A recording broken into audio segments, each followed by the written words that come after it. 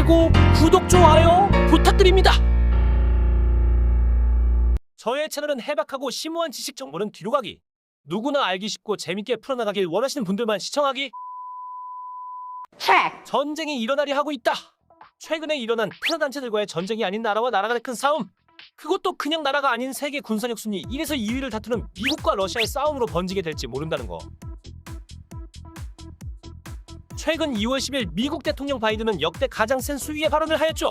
미국과 러시아가 서로 총을 쏘기 시작하면 3차 세계대전이라며 우크라이나에 머물고 있는 미국 시민은 지금 당장 우크라이나를 떠나야 한다라고 말했고, MBC 뉴스 인터뷰에서 우리는 지금 테러 단체를 상대하는 게 아니라 세계 최강 군대 중 하나와 맞서고 있다.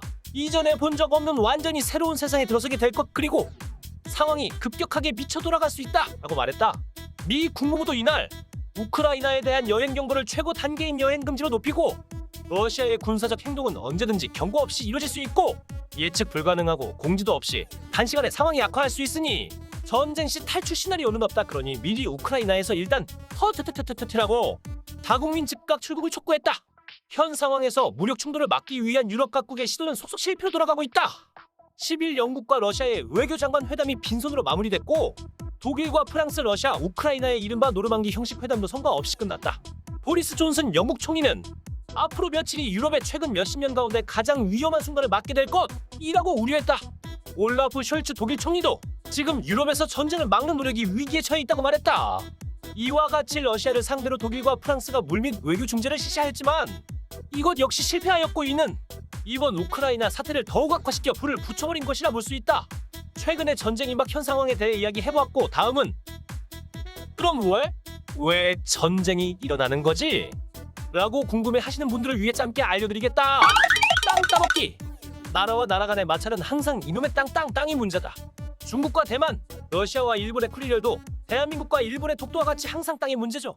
구소련은 연방국가였죠. 러시아, 우크라이나가 등 통합된 하나의 연방이 성립된 나라가 소련인데, 소련이 몰락하고 다시 나뉘게 되었지만 러시아가 우크라이나를 하나의 국가로 인정을 하지 않는 것이라고 보면 되죠.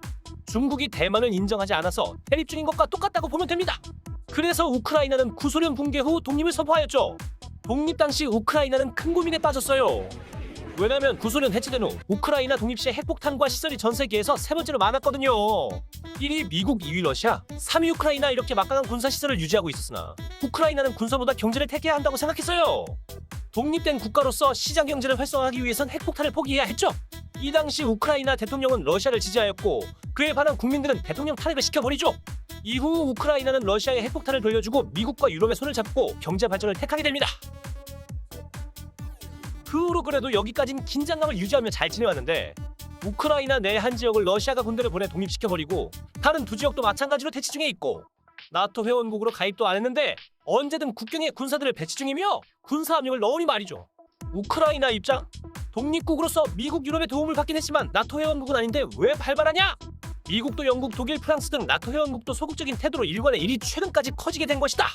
그리고 러시아가 군사활동을 하면 나토가 지켜줄 수 있느냐, 이게 우크라이나 입장. 러시아 입장.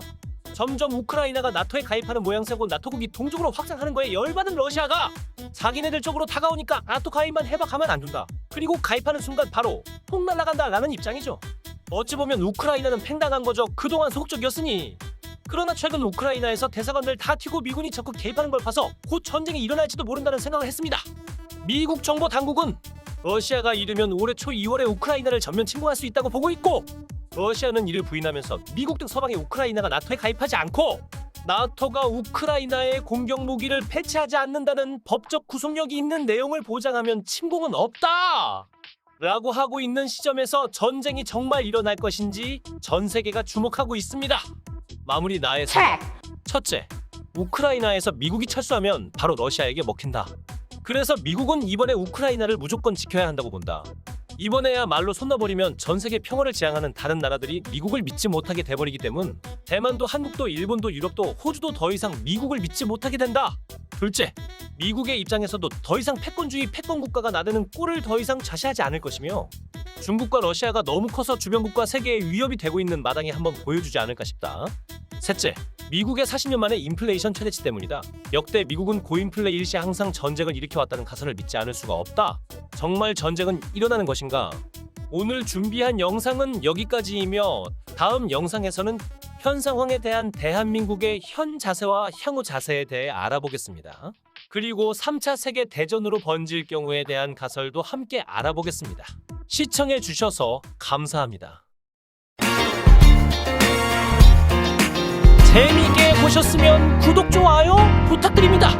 감사합니다.